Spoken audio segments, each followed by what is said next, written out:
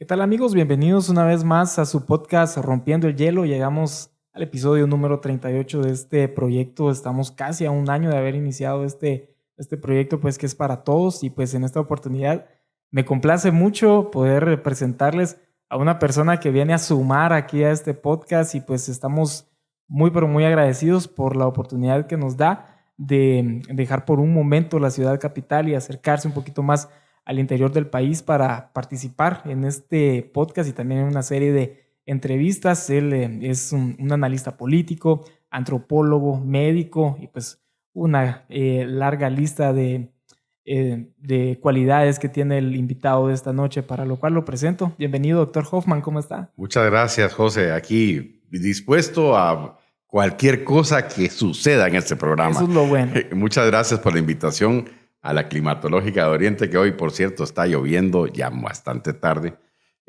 Así que pues, siempre es un placer estar acá y apoyar el talento que hay en los departamentos y sobre todo un talento joven del que me enorgullezco poder apoyar. Muchas gracias. La verdad es que nosotros nos sentimos muy orgullosos de que esté aquí. También gracias a las personas que hicieron el contacto para pues, tenerlo en esta oportunidad. Doctor, ¿qué se siente visitar Jalapa? Jalapa siempre es agradable, no es un departamento que no conozca. De hecho, conozco bastante. He estado mucho trabajando en la montaña de Jalapa. He estado trabajando también un poco en Jalapa Cabecera y en algunos otros municipios. Así que siempre es agradable venir. Dice que para venir a Jalapa hay que dar más vueltas que un discurso presidencial, ¿verdad?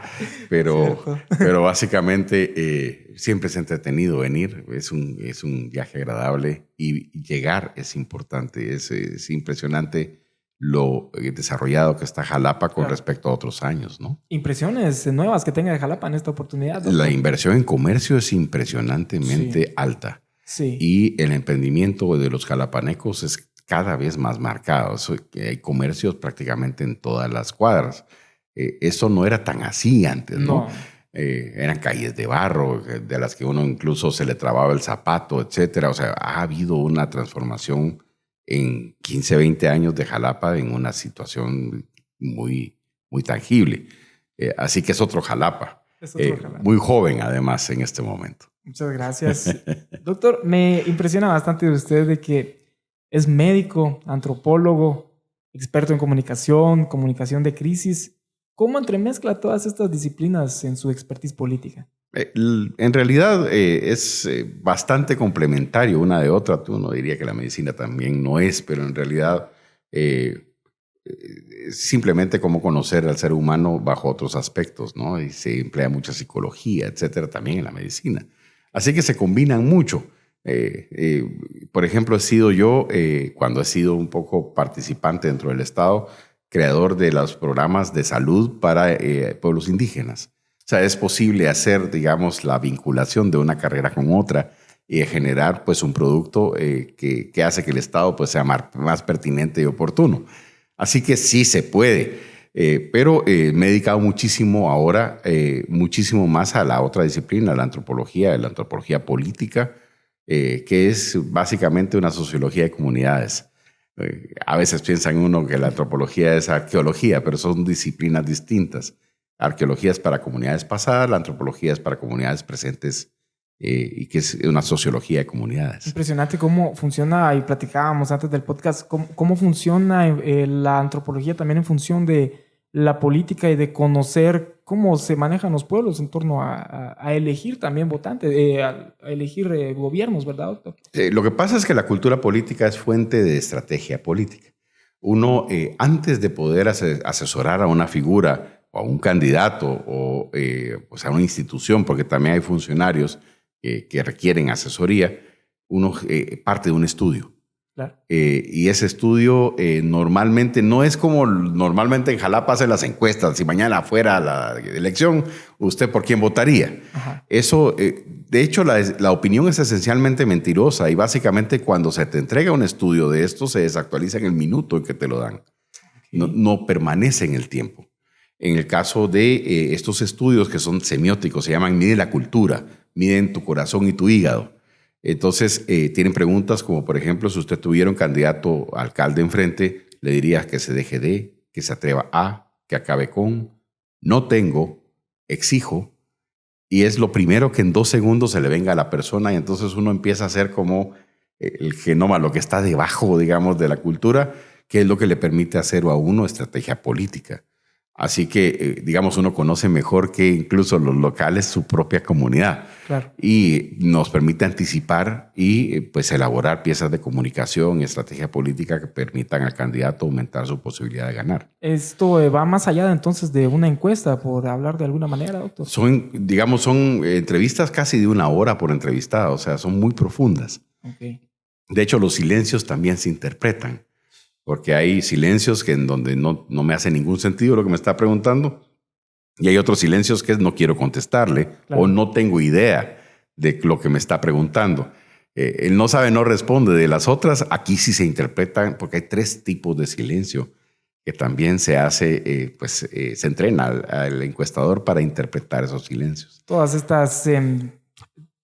estas situaciones que se dan, pues ya permiten proyectar qué es lo que pasa con los gobiernos a nivel local y a nivel nacional. No necesariamente, como usted bien lo decía, que una persona como local conozca cómo funciona su política. Ustedes van más allá de eso, doctor. De hecho, digamos, es la lógica debajo de lo que uno ve en política públicamente.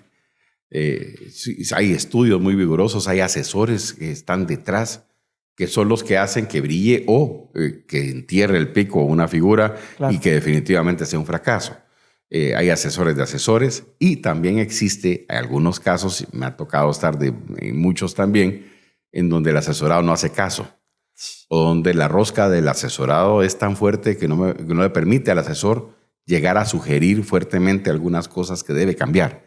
Un asesor nunca te va a decir lo bien que estás. Siempre va a estar diciéndote lo que necesitas mejorar o lo que no estás bien. Entonces, el asesor siempre te invita a progresar y siempre te invita a potenciar todavía más tu alcance. Entonces, nunca un buen asesor no aparece a la par de la figura, no aparece trajeado, fotografiado, porque en realidad ese no es un asesor, es alguien que está robando cámara, claro, o figura. Sí. El asesor realmente se nota su trabajo, pero no se nota su presencia cuando hace bien las cosas. Doctor, hablando sobre todo este tema, ¿usted considera que ha evolucionado la participación política en Guatemala y cómo cambia en el territorio de Guatemala, en el área metropolitana, en comparación con el interior del país? Lo que pasa es que empezó a lo que se llama microsegmentarse. Se partió en identidades. Los jóvenes votaron distinto a la gente de mayor de 35 años. La capitalización del movimiento Semilla fue en jóvenes de menos de 35 años, que ahora deben estar un poco arrepentidos de los resultados que estamos teniendo. Pero el punto es que Guatemala empezó a tener Guatemalas en plural. Y hay segmentos en donde se ha separado tanto que incluso son identidades tan separadas que ni siquiera ser guatemaltecos los une. En el caso, por ejemplo, de los jóvenes, el punto es de que la sociedad guatemalteca es tan cerrada que solo les permite lo que se llaman espacios de tolerancia social. Los jóvenes se les permite estar en deporte, en cultura, posiblemente en religión, y de ahí en adelante todas las demás áreas, empleo, política, etcétera, le son negadas por la sociedad. O sea, un joven tiene que codear su espacio en la sociedad porque no se siente incluido. Entonces es bastante voluble para que un discurso tipo Semilla se apodere un poco de su corazón y pues termine votando bajo este mismo patrón. Entonces depende mucho, porque incluso en las juventudes están partidas las identidades. Sí. No son los mismos jóvenes, ni son los mismos gustos. Ya incluso hay conceptos que se llaman tribus urbanas, sí, que es básicamente los gustos que agrupan a los jóvenes. En el caso de los adultos es un poco más homogéneo. Y el tema de rural y urbano también se marca ahora en esta última elección muchísimo más. Las ciudades votaron distinto al área rural y en el área rural, de nuevo, joven rural es distinto a adulto rural también. Entonces se hila mucho más fino ahora y lo que se producen son piezas de comunicación para cada segmento de la sociedad, en vez de hacer un solo tiro que sea un gran cañonazo para todos, porque no todos perciben el mensaje de la misma forma. Doctor, hablando de estas tribus, ¿verdad? Que se pueden visualizar en todo el contexto, ¿cómo usted avisora la política en algunos años, ya cuando estos jóvenes pues pasen a ser adultos y pues aún mayores? En realidad, ahorita lo que hay es una presión demográfica muy fuerte que solo la migración está desfogando. O sea, básicamente tenemos más jóvenes, pero son jóvenes que se están yendo más. Así que la sociedad se equilibra en número. No son, digamos, en este momento mayoría, porque los jóvenes, desgraciadamente, aunque participaron en la última elección, no lo hicieron incentivados o no lo hicieron en mayoría. La gran mayoría de jóvenes en aptitud de votar ni siquiera se empadronaron. Entonces, es un tema cívico. De hecho, ni siquiera deberíamos estar empadronados, José. Sí. En este país, asumiendo tu DPI como ciudadano, automáticamente deberías estar empadronado. Sí. Y tu DPI, el número único que te permite ir a votar. Aquí no, son 2 registros administrativos, tu DPI y tu empadronamiento. Es casi feudal. Sí. Y creo que sí hay muchas situaciones que podríamos decir que se reformen en cuanto a la ley, pero estar empadronado excluye a mucha gente que, como no expresó de viva voz que quería empadronarse, está excluido de las decisiones del país. ¿En qué reside la no decisión a empadronarse actualmente? Se llama anomia en antropología, que es básicamente un comportamiento marginal. No estoy incluido en la sociedad y me comporto en contra de ella. Es una especie de protesta y no sigo las reglas, me salto las reglas, me puedo saltar el alto. O sea, es una vida cotidiana. Sí. Pero en términos de elección o en términos de participación, no participo porque no me siento representado por el sistema, y si estoy representado por el sistema, yo tengo la amargura de que nada va a cambiar. Claro. Entonces te hace ser habitante, pero no ser ciudadano. Qué interesante, doctor. La verdad es que es una serie de cualidades que no necesariamente nosotros vemos superficialmente, pero están ahí y tienen que ser estudiadas. Y cómo toda la antropología, todo lo que se puede analizar de la política nos puede ayudar a elegir gobiernos aptos en el futuro. Los estudios semióticos hacen que Guatemala como país, Jalapa como departamento, sean únicos e irrepetibles. En ningún otro lugar del planeta los estudios semióticos han dado resultados como Guate y sobre todo Jalapa. Okay. Pero en el caso de Guate, el problema, un poco fuera de micrófonos, estábamos platicando que, por ejemplo, a la pregunta de quién tiene la culpa de que yo esté como esté, en el resto de América Latina son políticos, son empresarios. Yo le echo la culpa a alguien más. El guatemalteco dice yo tengo la culpa. Sí. En el caso también de quién tiene la solución, en caso de que usted pues, se sienta afectado, también dicen yo. O sea, el guatemalteco se responsabiliza de sí mismo. Una de las características también de este pueblo, que es muy interesante, es que sí te acepta el regalo, pero no le gusta vivir de regalado. Sí. Es el único país de América Latina que tiene ese sentimiento, porque dice, yo necesito llevar mi comida por mi propio esfuerzo. O sea, necesito una oportunidad, no necesito que usted me regale algo. Me siento indigno cuando usted me regala. Sin embargo, se recibe, ¿verdad? Sí, se recibe. Hay necesidad de lo que sea, pero no es un sentimiento que evoque voto, sino básicamente esa situación de me está afectando mi dignidad, pero tengo que recibirlo por mis propias carencias. Y el mismo hecho de recibir sigue en consecuencia con una culpa más. Sí, pero incluso ahora está la lógica entonces de que yo no me siento realmente vinculado al voto, sino le recibo esto y puedo estar votando por alguien más. Claro. Entonces ha ido cambiando esta sociedad y es bien interesante. Ahora, Jalapa tiene todavía más cosas, pues la montaña vota distinto, además de Jalapa Centro, digamos. Pero el municipio de Jalapa, por ejemplo, e incluso algunos otros municipios del departamento, sí tienen alguna lógica de mundo al revés. Claro. Votan al revés del país en una gran cantidad de elecciones.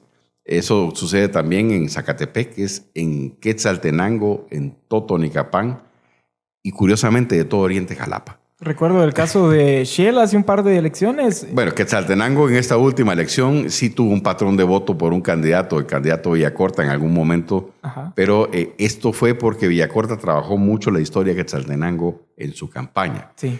Y impactó muchísimo el viejo estado de los Altos, que sigue estando en el corazón de los quetzaltecos.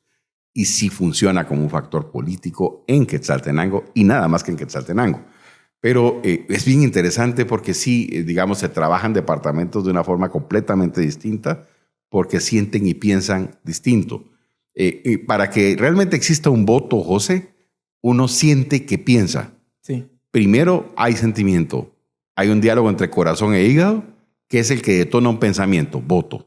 Sí. Entonces, las campañas por eso son muy emocionales ahora Sí. y son poco razonadas. Sí. ¿Verdad? Es básicamente manipular tus odios y tus amores. Ahí viene el fenómeno de la creación de contenido en redes sociales y todo lo que se puede ver que los candidatos hacen hoy en día también para acaparar algunos votantes, doctor, como por ejemplo hacer X o Y, TikTok. ¿Cómo ve usted este tema? Aldo Dávila transformó bastante, le cargó nuevo contenido a las redes con aquellas super transmisiones de 250,000 de personas a la vez. Cierto. Incluso llegó a tener 400,000 en una sola transmisión. O sea, Aldo Dávila fue el que hizo un antes y un después.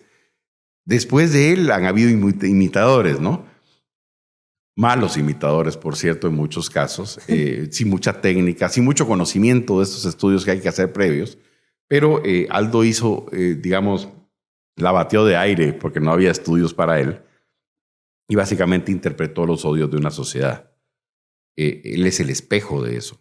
Okay. Entonces, la política empezó a tener una dinámica de redes sociales y sobre todo TikTok sí fue una red definidora en la última elección.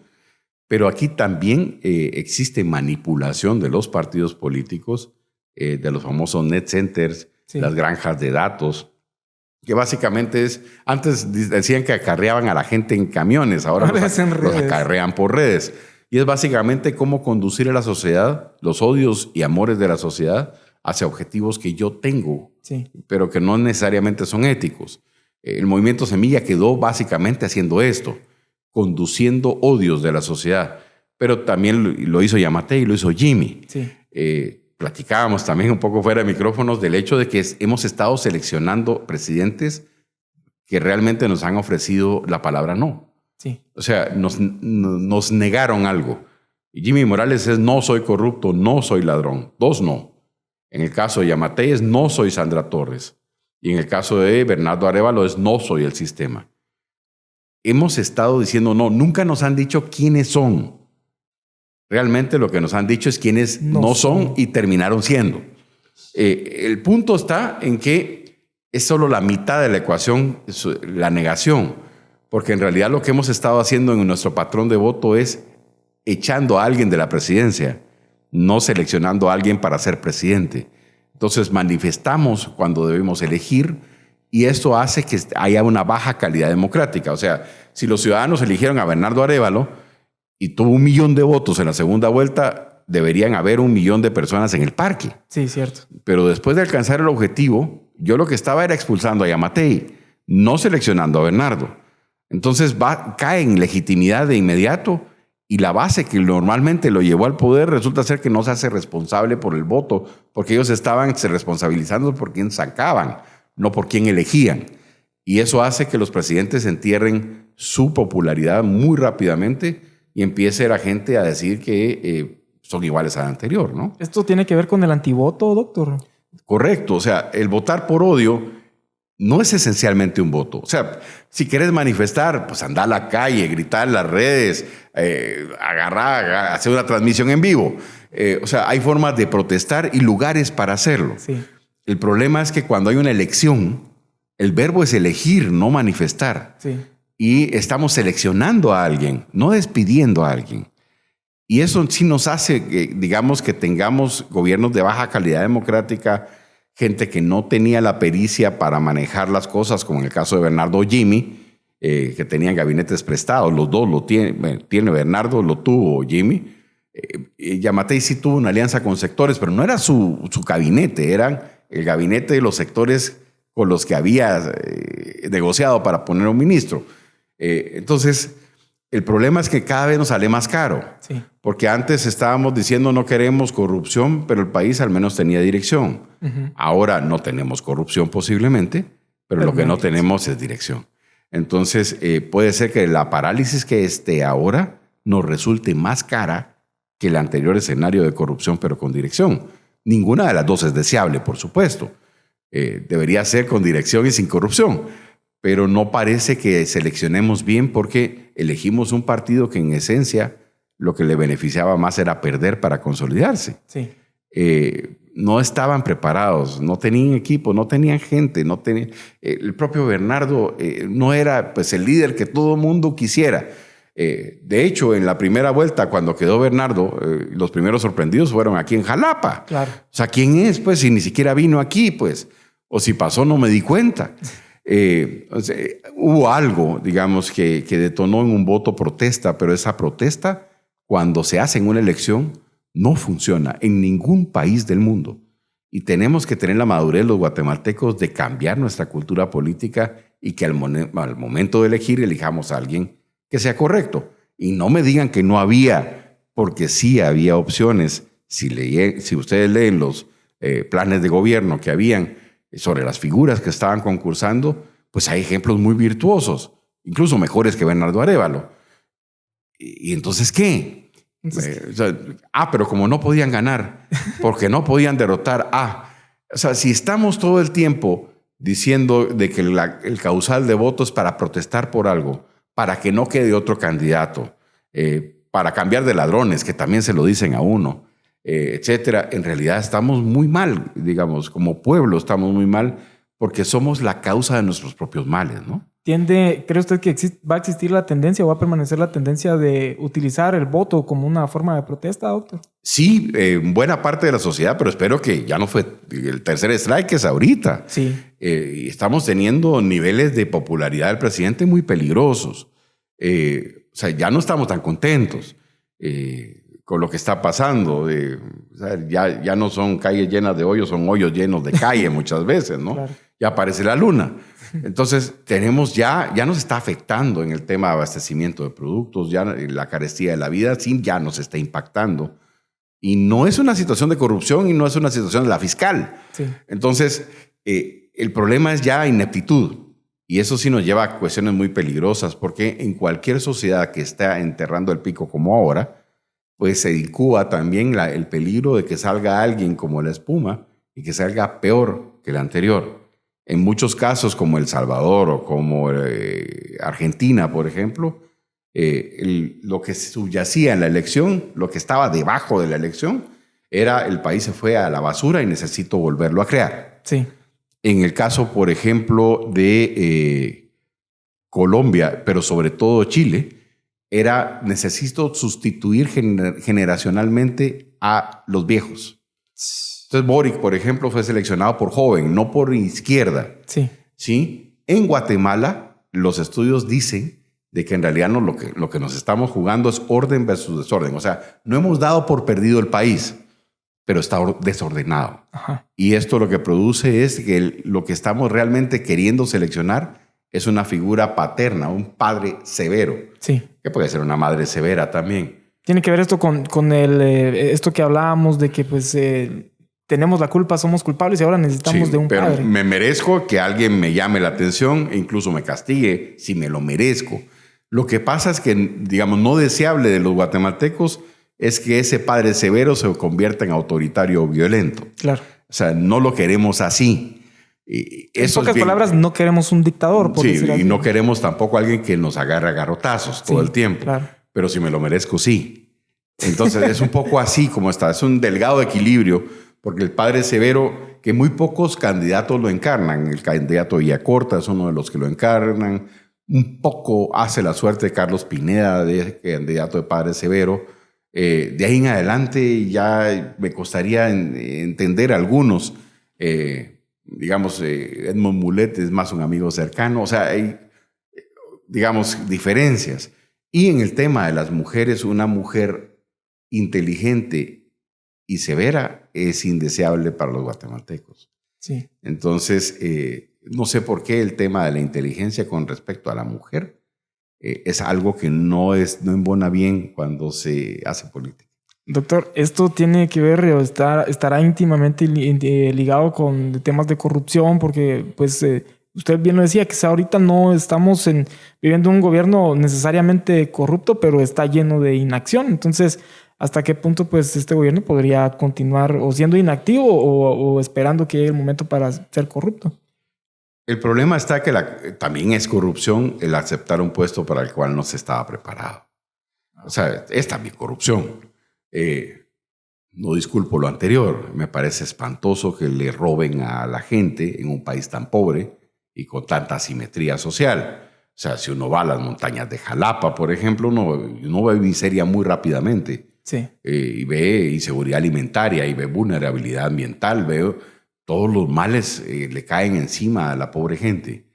El problema es que la corrupción no es del todo gubernamental. Sí. Es nuestra y está enraizada profundamente. El conflicto armado destruyó las relaciones sociales. Sí. Y lo que emergió fue el compadrazgo, que es una institución más vieja que las relaciones sociales que estaban. Y el compadrazgo es el que mantuvo unido a este pueblo. Esto es muy común en las sociedades desgarradas por la guerra y va a costar generaciones volver a rearticular esas relaciones sociales que me hacen que la corrupción no sea el me echó la mano que decimos nosotros. Ajá. Es en realidad corrupción.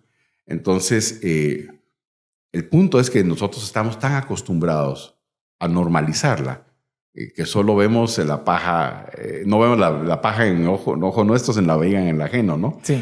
Y básicamente el punto es que la corrupción gubernamental es espantosa, sí lo es. Pero ¿es corrupción esto también? Sí, también lo es.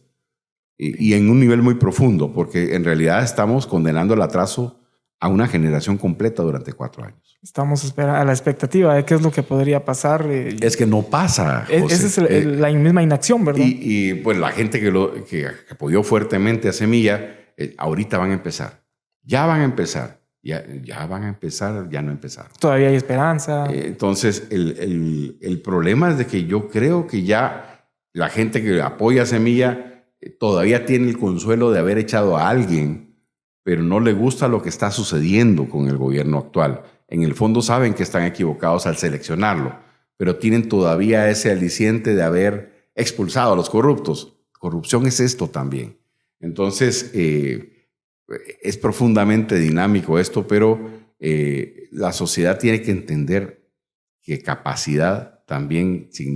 incapacidad también significa corrupción. La chambonada política es una cuestión que realmente no atrasa generaciones completas.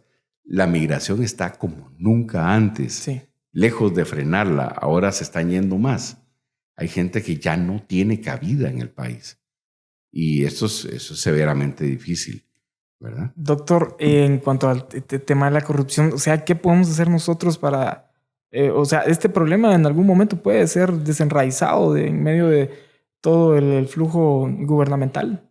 En el caso del gobierno, sí, por supuesto. De hecho, hubo propuestas interesantísimas sobre cómo erradicar la corrupción, que no venían precisamente del plan de gobierno de Semilla, que era un poema de amor porque le cabía cualquier cosa. De verdad, era un plan muy escueto y muy pequeño. No era responsable, digamos, ¿sí? Sí. Pero había planes muy completos. Uno de los que te podría sorprender de la estrategia anticorrupción era el de UNE. Okay. Porque básicamente lo que decían era, señores, la corrupción existe porque existe discreción de funcionarios y empleados. Entonces les vamos a quitar la discreción. ¿Cómo se la quitamos? Bajo un gobierno electrónico. ¿Y qué tipo de situaciones hay? Bueno, vamos a complementarlo. Por ejemplo, antes te alargan el trámite, te piden mordida para poder acelerarlo, etc. Ellos planteaban la ley del silencio administrativo, que era, si en 20 días el Estado no te responde, el derecho es tuyo. Es sí la respuesta. Sí. Entonces, si el funcionario se tardaba más de 20 días, vos recibías el derecho. Eso sí te cambia las cosas, digamos, porque todo es auditable electrónicamente, está en la palma de tu mano y además el funcionario se tiene que apurar a resolver tu trámite. Entonces, reduce mucho la corrupción, que la discrecionalidad de los funcionarios se estreche. Esa fue una buena propuesta. ¿verdad? En el caso de Semilla era, como todos somos no corruptos, entonces cuando asumamos vamos a tener un arco iris y vamos a tener... Y no es cierto. Sí. Si no tienen la capacidad de movilizar en el Estado guatemalteco, en realidad es corrupción, porque en realidad no están usando los recursos que tienen disponibles y que están atascados de recursos, sí, pero que no lo gastan porque no saben cómo. Sí. Y eso sí es lamentable. Hay un tema que es la participación ciudadana, ¿verdad? Y creo que es fundamental en relación a todo lo que estamos hablando, porque yo considero, desde mi perspectiva, que muy pocos leímos planes de gobierno, muy pocos participamos activamente para poder elegir sabiamente y nos dejamos ir en algún momento por todo el flujo de redes sociales, ¿verdad? De hecho, participar es decidir. Si no estás decidiendo, no es participación. Sí. O sea, una elección es una decisión. Uh-huh. Y el involucramiento en la acción pública para modificar la decisión o afectar la decisión de un funcionario público porque estoy encima de él, sí también es participación. Claro. Si vas a aplaudirle al alcalde de turno, si vas a protestar en redes y no genera ningún tipo de presión al funcionario, eso no se puede llamar participación, es manifestación. Sí. Entonces, participar es decidir. Y el problema es que tenemos espacios de decisión, pero en realidad no sabemos cómo se usan o quién los está usando. Sí. Pregunto, sos un hombre joven, Ajá. ¿sí? ¿Quién es el representante de la juventud en el Consejo de Desarrollo de Jalapa? No creo que haya uno hasta el momento, no he visto. ¿Cuál es el representante campesino de pueblos indígenas? Sí. ¿Quién es? Sí. O sea, la gente ni siquiera sabe que la sociedad civil eligió a alguien que los está representando y que a saber qué está haciendo ahí. Si realmente está haciendo una función, si está pegado al gobernador o al alcalde, si alguien lo puso. Pero en realidad la gente ni siquiera se da por enterada de que tiene el derecho a participar, a poner su nombre. Claro. Y el punto es de que los espacios de participación sí los ocupa alguien. Generalmente es alguien que alguien más puso con el interés de tenerlo ahí. Sí. Y entonces en realidad tenemos estructura democrática, pero contenido democrático no. Sí. Porque no nos hacemos funcionar porque no le competimos a la gente que ha estado por años como representante de algo, de los trabajadores de Jalapa. Hay, pero ¿quién es? ¿Qué está haciendo? ¿Y dónde está? ¿Y a quién le rindió cuentas? Claro. ¿Cuál fue la participación? ¿Llegó siquiera a las reuniones? No o sea, tenemos eso. De hecho, las municipalidades también, los consejos municipales tienen dentro del primer día del consejo municipal, el alcalde asigna funciones a los concejales y síndicos. Y hay unos que son de salud, de educación, de medio ambiente, de turismo, de lo que fuera. Pero son pequeños ministros, se encargan sectorialmente de algo. Uh-huh. ¿Cuál es el que se encarga de jóvenes? Sí. La gente no lo sabemos. No sabe en este momento, pero sí lo hay. Y por consiguiente no nos dedicamos también a participar entonces, activamente. No se hace torneos de papi fútbol, pero la juventud necesita más cosas. Sí, no necesita necesariamente arte, aunque es importante. Sí. O sea, en otras palabras, si la gente no se involucra y compite a las estructuras que están formales, pero que no son democráticas porque nadie les compite democráticamente, pues vamos a tener los mismos resultados. Esperamos que no. Pues la idea es que a través de este podcast, por primera vez, claro. Así como metan un remesón un poco y como país y como departamento, pues empecemos a plantearnos las cosas un poquito más allá. Sí. En el caso mío, por ejemplo, que ahora estoy de periodista, porque también tengo un programa de televisión. Ya vamos a hablar de eso. Redes, es un buen tema. El problema es que yo sí quiero hacer periodismo. Y el periodismo es el que cuestiona duro, fuerte. Si vas a estar aplaudiéndole a la autoridad, en realidad sos un vocero, no un periodista. Claro. Y hay muchos medios de comunicación que están en un silencio cómplice. Sí. Con cosas que están pasando que son inauditas. Entonces, eso también es democracia, es competir las cosas. Doctor, quiero leer algunos comentarios que tenemos ya aquí. Pérez Antonio Manuel, interesante entrevista, interesante el análisis social del entrevistado. Saludos, José, muy buen podcast. Samir Galeano, saludos, está chilero el set de hoy, dice. Muchas gracias, amigos. Jess Recinos, licenciada, saludos, excelente programa. Esmeralda Salazar, fiel seguidora, saludos, excelente programa. El licenciado Josué Navas, buen profesional. Aldo David Ruiz Roque, el doctor Hoffman es un crack, dice. Saludos. Muchas gracias, muy amable. Lorena Bustamante, bendiciones. Me parece que ya empieza a dar cierto desencanto en los que eligieron este gobierno.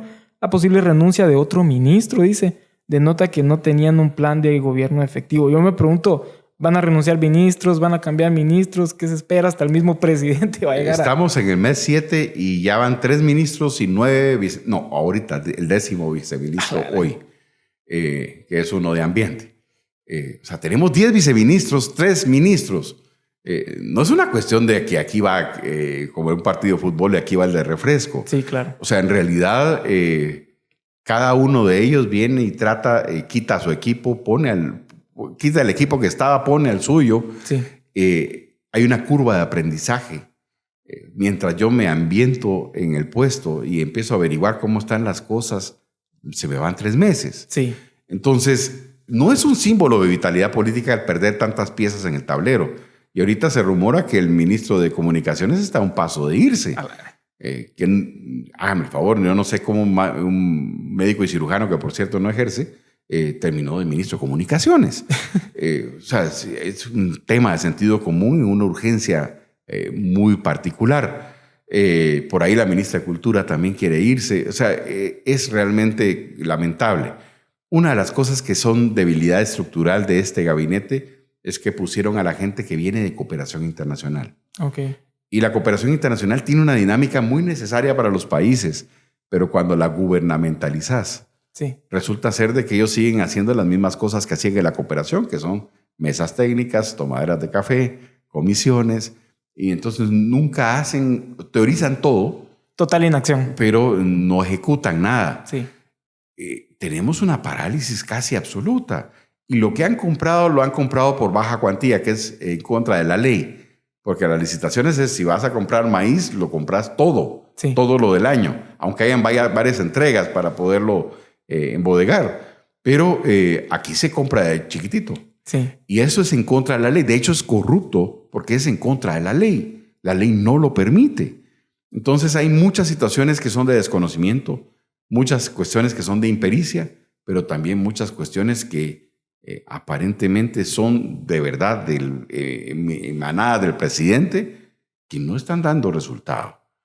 Doctor, es bien increíble porque, o sea, ¿qué puede arrojar a un ministro a querer salirse de su cargo? Y esto representa también una crisis dentro del gobierno. ¿Y cómo se va a manejar esa crisis? El problema es de que estamos en crisis desde el principio. Sí. Conozco muy bien una infidencia de mi parte. Tengo 2 libros junto con Bernardo Arévalo. O sea, fue mi compañero de trabajo en Flaxo. Tengo 2 libros juntos, los 2 nombres en el mismo libro. Claro. Sí, o sea, lo conozco bien. Durante 6 años fue mi compañero de trabajo. Nunca lo vi tomando decisiones muy fuertes. Es un excelente técnico. Pero no lo pongan a decidir, no tenía la aptitud. Karin Herrera sí fue mi asesorada. De hecho, fui consultor de Karin Herrera en cuestiones universitarias. Logré el Consejo Superior Universitario con ella. Ella fue miembro del Consejo Superior Universitario, hizo campaña en farmacia. Wow. Y después fue vicepresidenta del Colegio de Químicos Farmacéuticos, que también fueron mis asesorados. La conozco bien. Lo que nunca me pasó por la mente es que ellos fueran en realidad capaces de poder, pues con un puesto tan grande, tal vez Karin más que Bernardo. Claro. Pero aquí el punto es, ¿quién dirige el barco? Sí. ¿Y qué tipo de instrucciones recibe? Porque si todo es teórico y todo está en lo romántico, en realidad no estamos ejecutando. Y este gobierno está diseñado para que alguien lo ponga a trabajar. Claro. Y esto es muy difícil cuando la gente todavía está aprendiendo cómo se dirige el barco. Sí. O sea, podemos encallar el barco muy fácilmente. Sí. Tenemos esa situación, un grave rezago. Entonces, el gabinete, resumidas cuentas, ¿quiénes son? Bueno, en el caso, por ejemplo, del ministro de Agricultura, viene de la FAO. Nunca plantó un frijol, es agrónomo, pero se dirigió directamente de graduarse a la FAO. Ha sido un técnico de la Organización para la Alimentación. El ministro de Energía y Minas viene de la CEPAL, viene de escribir libros, pero nunca ha pisado una minera, nunca ha estado en una hidroeléctrica y no ha estado en una petrolera, nunca. Claro. La ministra de Cultura viene de administrar un museo. El museo que está en Miraflores, el que está en ese centro comercial a la par, ella lo dirigía. O sea, cada uno de ellos viene de UNESCO, la ministra de Educación. Jamás dio una sola clase. Entonces, cuando no has tenido la vivencia, cuando no has venido un poco de abajo, cuando no has tenido una experiencia pública, vas a estrellarte con un montón de leyes, reglamentos, lógicas, burocracia, poderes, etcétera, que no te van a dejar trabajar. Y en este momento están en modo sobrevivencia. Están viendo cómo echan agua del bote. De hecho, hágame el favor, el estado de calamidad, que por cierto hoy los diputados dijeron no, sí, y lo improbaron, pues hay que escandalizarse un poco de las compras que hicieron. ¿Qué tienen que ver aires acondicionados con la calamidad? El RENAP compró una casa con el estado de calamidad, las MUNIS compraron una cantidad impresionante de cosas que no tienen que ver con el desastre. Sí. Entonces, no sé si hay comunidades afectadas aquí, por ejemplo, en Jalapa, pero aparentemente las compras no van hacia ellos. No. Lo que se compró no sirve. No es para lo que ameritaba realmente un estado de calamidad, ¿verdad? Sí, y además se echaron el único concurso que importaba, que era el tema de la autopista Parín-Escuintla, que no lograron adjudicarlo. Lo adjudicaron en media hora a alguien con nombre y apellido. No era una empresa, era una persona que se ganó una licitación de 105 millones de quetzales. Y lo abrieron a las 3 de la tarde y a las 3:30 ya estaba cerrado el concurso. O sea, solo él lo dejaron pasar. Solo a él le avisaron. Entonces, cuando empieza la ola de fiscalización y de denuncia, deciden tronarse la licitación y que en el futuro la van a lanzar. O sea, ya no aprovecharon la calamidad para adjudicar la reparación de lo que urge, lo que ya está derrumbado. Entonces, no sé, o sea, sí compraron para viajes, sí compraron para otras cosas, pero no los entiendo realmente, porque no hay un criterio en este momento. En su manera de ver el panorama, ¿cómo debería abordar el presidente o por lo menos salir avante en esta crisis? ¿Cómo debería manejarse todas estas crisis? Hablemos de lo de las lluvias, los incendios, ¿cómo debía haberse manejado? Los incendios vienen todos los años. Sí. Las inundaciones y los deslaves vienen todos los años. Se sabía por el fenómeno del Niño y la Niña que iban a ser sequías e inundaciones o agua muy pronunciadas, muy fuertes. Desde el mes 1 tuvo que haber habido licitaciones. Las licitaciones duran 6 meses en adjudicarse. Sí. Las cotizaciones, que es el otro compra grandota, duran 9. Así que tenía que ser el 14 a las 14 que tenían que estar preparados porque tuvieron una buena transición para poder efectuar las compras grandes que tenían que tener para poder administrar esta situación climática. Sí. O sea, era anticipable. El problema es que no lo hicieron. Y hoy, en el mes 7, están tratando de elevar licitaciones. Ya no tienen 6 meses, es el mes 7. Sí. Así que esas licitaciones no van a poder ser adjudicadas aunque levanten el evento. Y las cotizaciones ya ni siquiera ni en sueños las levantan. Eso significa que ya no compraron lo que necesitan para este año, teniendo el dinero, pero no haciendo lo que tenían que hacer para comprar lo que necesitaban para atender esto. Ese es el verdadero problema, que no compraron las cosas que necesitaban para poder atender. Ni siquiera compraron lo mínimo para poder decir, sí, un estado de calamidad, pero no... Pero al menos se invirtió en algo que iba a ser de provecho. Sí, o sea, pero el nivel de torpeza es mucho. Sí. O sea, en el caso de agricultura, por ejemplo, se cancela el programa de fertilizantes. Ok. Este campesino que recibía 2-3 quintales de fertilizante, que es un pequeño agricultor, ¿a quién le va a encaravar el precio del producto que tiene que comprar más caro? Al consumidor. Claro. Porque obviamente no tiene vocación de pérdida. Así que la carestía de los alimentos muy probablemente es porque no se repartió fertilizante, pero encima lo pasan a riego. Y en una sesión con los diputados me quedé frío cuando le preguntan, bueno, usted va a canalizar el agua, el corredor seco y todo esto, y maravilloso el proyecto de riego, pero le dijeron, mire, ¿y ya tiene las servidumbres de paso para que pase el proyecto? Y se quedó frío. No supo qué contestar. No tenía la servidumbre. O sea, tiene el diseño, pero no tiene el permiso de los dueños para poder pasar por sus terrenos. Eso son meses de negociación y a alguno no le parece y hay que rediseñar el proyecto para que no pase por la propiedad. Entonces, el punto es que estamos perdiendo el tiempo. Uh-huh. Y es terrible porque esto es en términos de desarrollo, mientras los vecinos van avanzando y rápido, nosotros vamos a un paso menor o estancado y eso nos hace estar atrás de ellos, no adelante de ellos. Con los actuales resultados, todo el panorama, ¿cómo cree usted que va a definir la política en Guatemala en este 2024? Prematuramente ya empezó la campaña política. Sí. Ya empezaron los candidatos muy antes en este momento. No se los permite la ley, pero ya salieron a recorrer el país. Ya los partidos políticos se están rearticulando porque existe el escenario de que posiblemente no termine. Pero sí termina. Sí. De todos modos, se llama estructura de oportunidades en política, que es que cuando la cerca está baja, todas las cabras se saltan la cerca. Y eso significa que todos los partidos se saltaron, ya están del otro lado, ya están en modo campaña. Ya no le beneficia, de hecho, estar pegados un poco al partido de gobierno porque casi es mala palabra estar muy pegados. Se van a ir a pique con eso. Y entonces lo que están haciendo los partidos hoy fue una excelente muestra de cuán solos están. Sí. Es precisamente esta situación en donde ya empezó la campaña.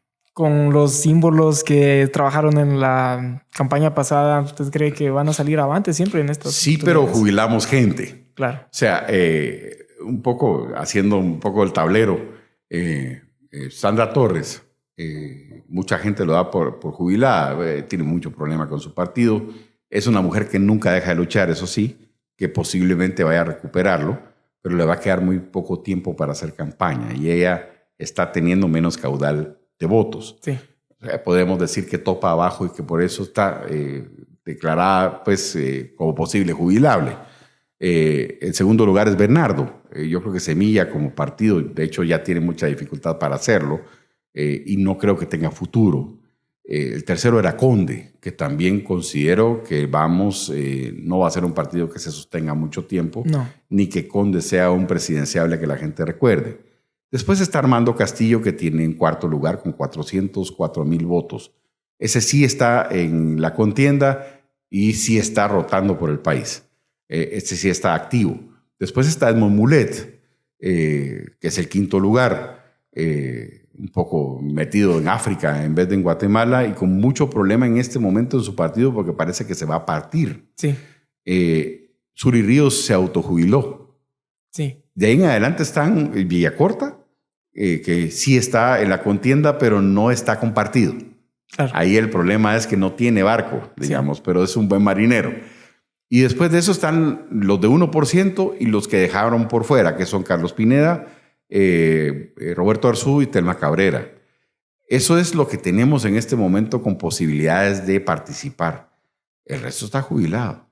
No hay nadie más. No, en política se puede revivir a un muerto. También está Giovanni Reyes, que es otro que generalmente se me olvida, que era el del Partido Bien, que también sacó 2 puntitos valiosos para un partido con esa escala. O sea, sí realmente había que volverlo a ver, era un buen candidato. Sí. Entonces, sí, pero son menos jugadores los que vamos a tener posiblemente para la próxima elección. Empiezan a verse también un poco las tribus que hablábamos, jóvenes que van a querer incursionar, incluso políticos que ahorita están en un cierto nivel en, hablemos, alcaldías, diputaciones, que pueden llegar a salir, ¿verdad? De hecho, hay políticos haciendo podcasts. Sí. Sí, o sea, es un poco como sorteo la ley electoral, porque en realidad soy comunicador, claro. Pero la gente dilucida quién sí y quién no. Sí. Pero sí es importante en este momento que abramos los ojos porque debemos exigir nivel y debemos decirle a ellos quiénes son realmente y que nos vendan quién sí son,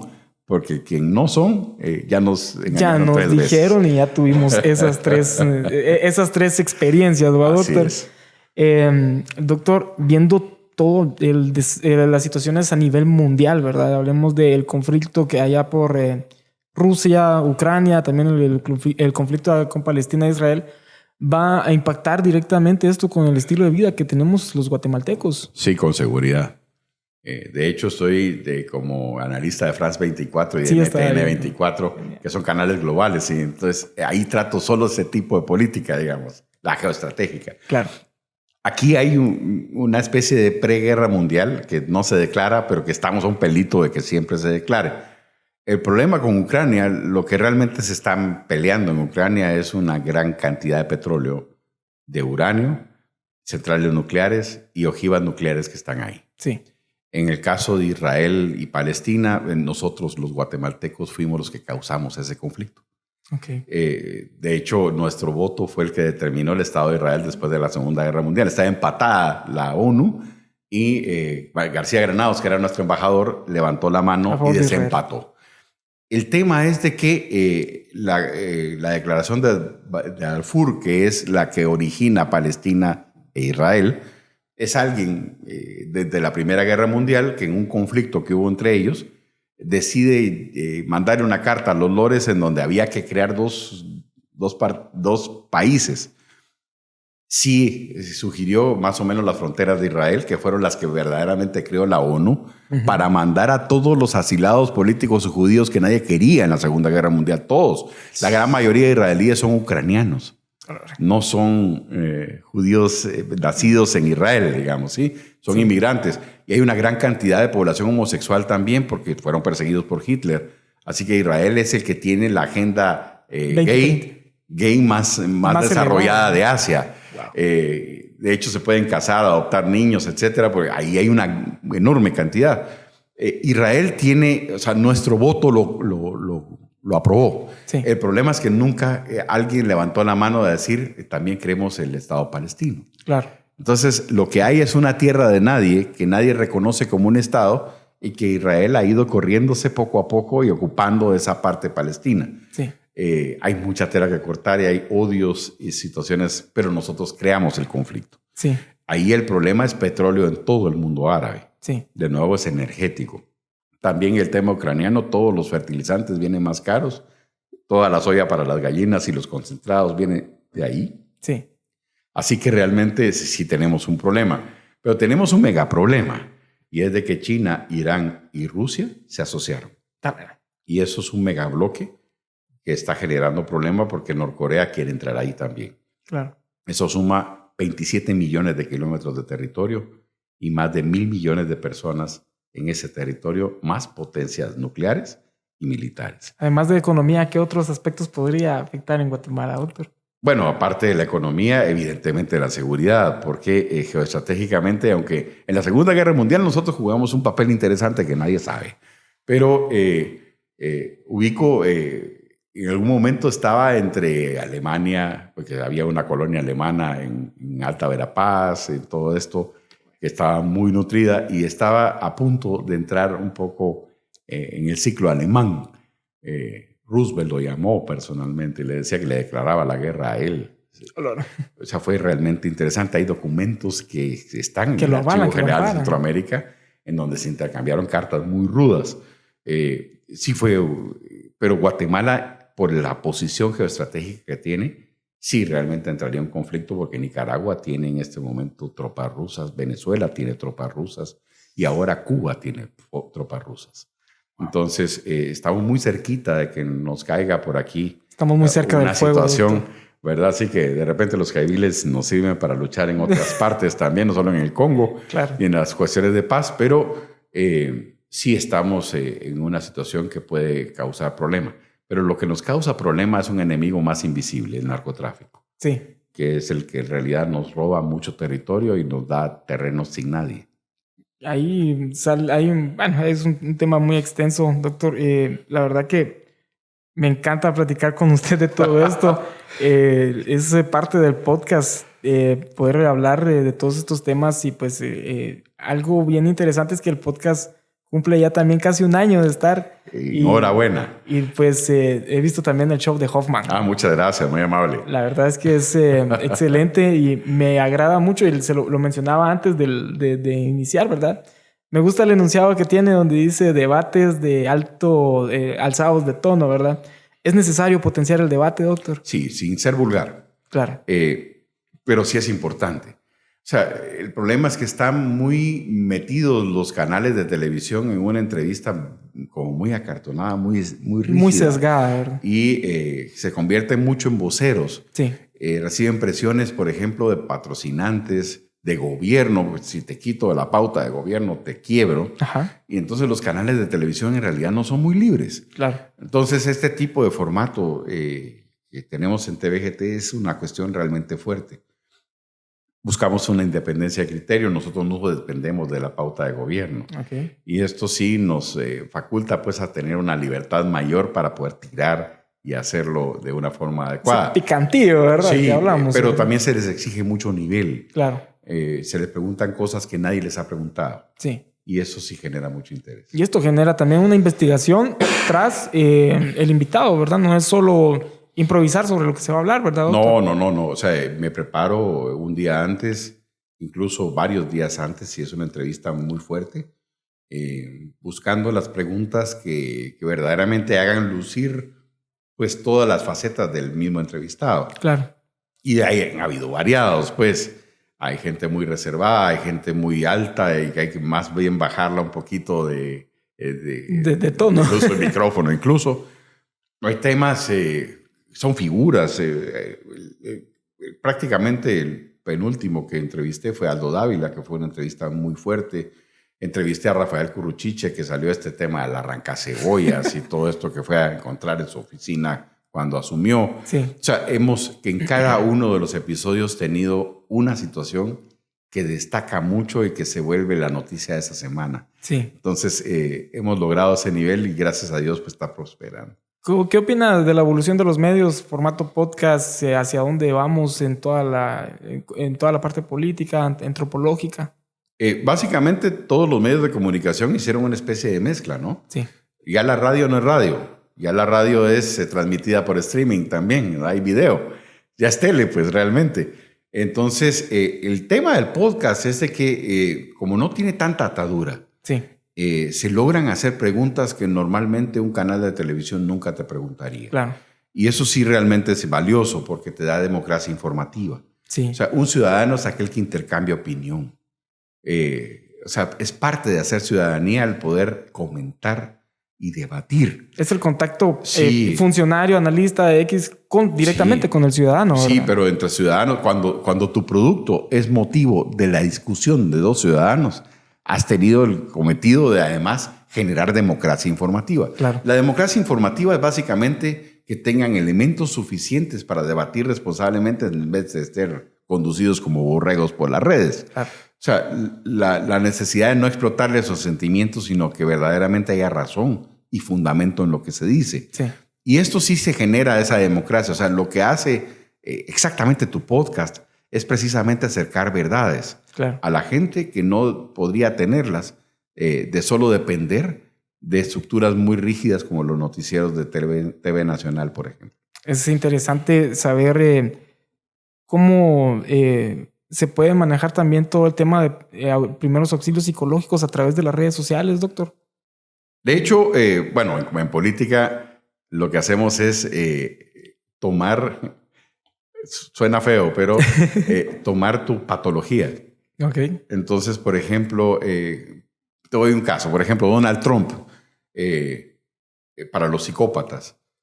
Cambridge Analytics. Sí, pero era, por ejemplo, sacaba hoy una noticia de que un latino mató a una persona.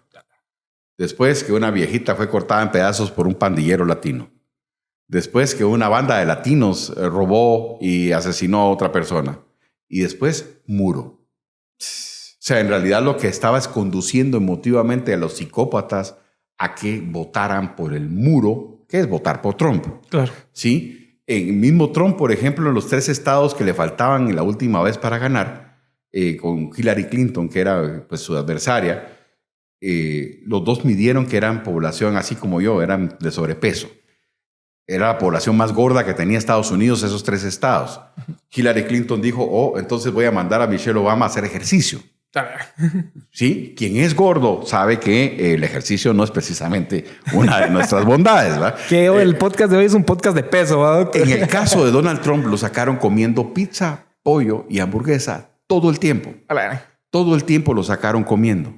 Okay. Ganó y arrasó en los 3 estados porque interpretó mejor los motivos mórbidos psicológicos de la gordura.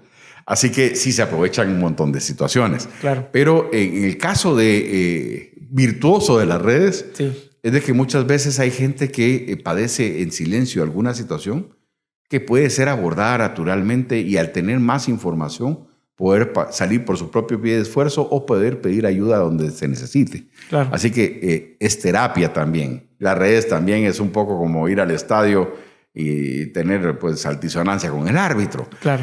Pero, o sea, es una especie de descarga, de claro. frustración. Pero no es del todo sano solo descargar. Porque si es un ciclo permanente se convierte en odio y eso es bien peligroso en una sociedad. Doctor, el que vaya a manejar las herramientas de la mejor manera también va a tener una cierta...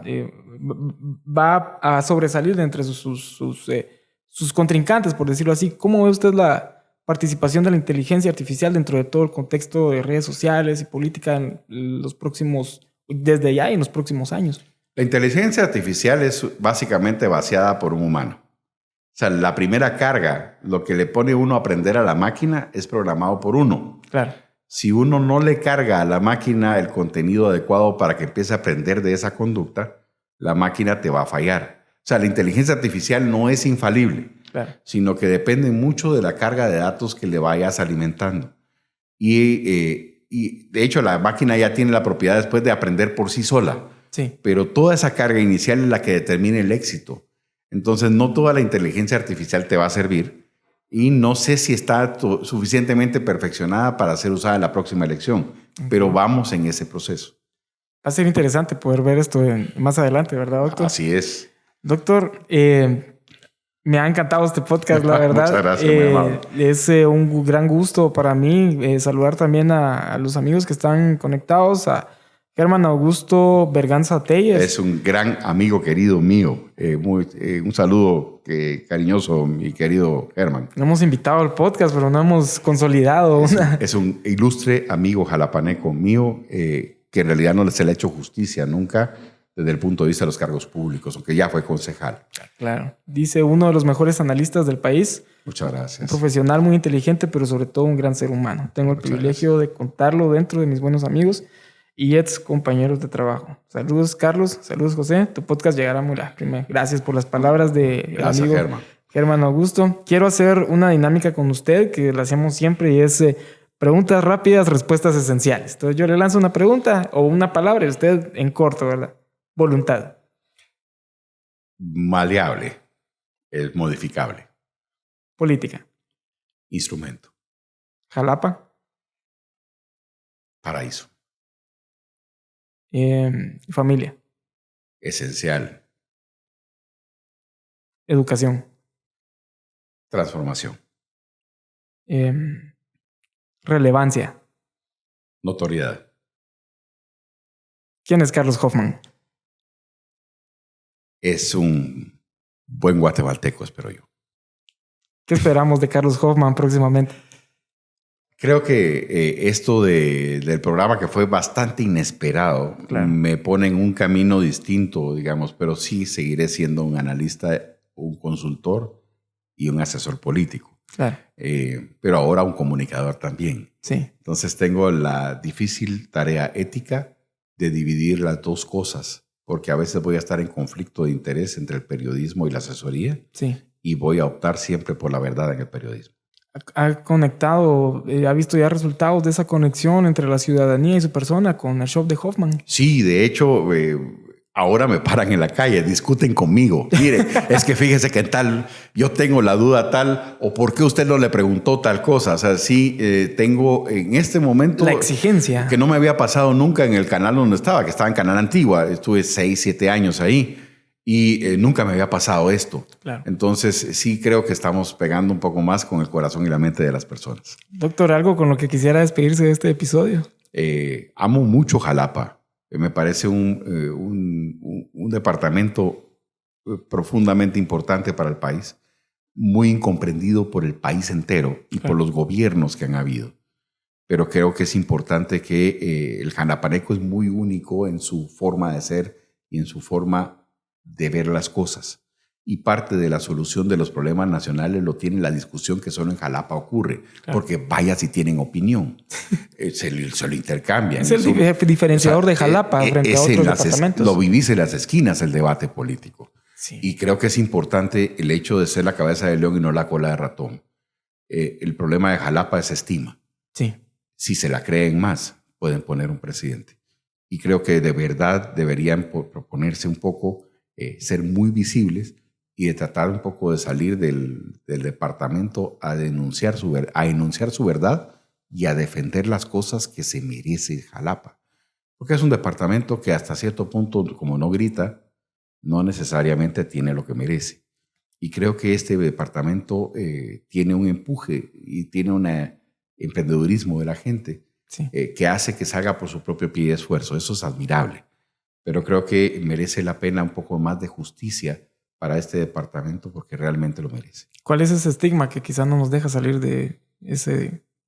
Bueno, empezaron siendo chiquimultecos porque era el primer departamento que los absorbió. Luego Jutiapanecos. Luego Jutiapanecos, después fue Jalapa, pues. Pero creo que no se le han creído suficiente. Eso es un problema de estima y la tienen en realidad el potencial para hacer lo que quieran. De hecho, muchos, el amigo que recién citaste es alguien que yo podría proponerte a nivel nacional para cualquier tipo de puesto. Wow. Es muy bueno. O sea, he tenido muchos criterios acá, practicando con la gente aquí afuera.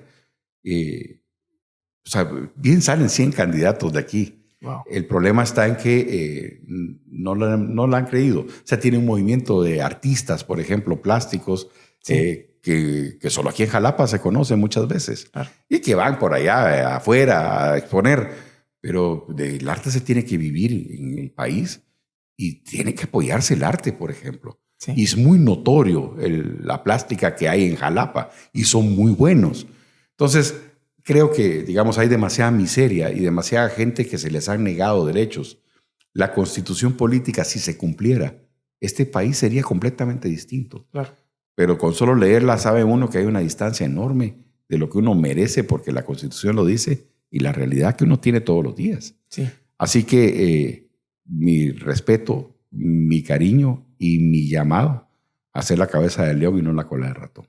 Ya escuchamos y pues bueno, esas son las palabras del doctor Hoffman para todo Jalapa. Doctor, nuevamente agradecido, me siento muy feliz. Desde el momento que no obtuvimos un no, ¿verdad? Sino que tuvimos un rotundo sí para participar en este podcast. Hemos estado felices y pues yo creo que la audiencia se quedó bastante satisfecha. Esperamos que no sea la última vez. Queremos volver a tenerlo aquí en cuanto sea posible. Pues bueno, abierta la invitación. Amigos, muchas gracias siempre a mi queridísima Dairin que está detrás de cámaras, está en controles. Esperamos que continúe también el show de Hoffman obteniendo muchos éxitos, muchos capítulos. Y bueno, amigos, será hasta la próxima. Buenas noches. Buenas noches, doctor. Buenas noches, encantado de saludarles.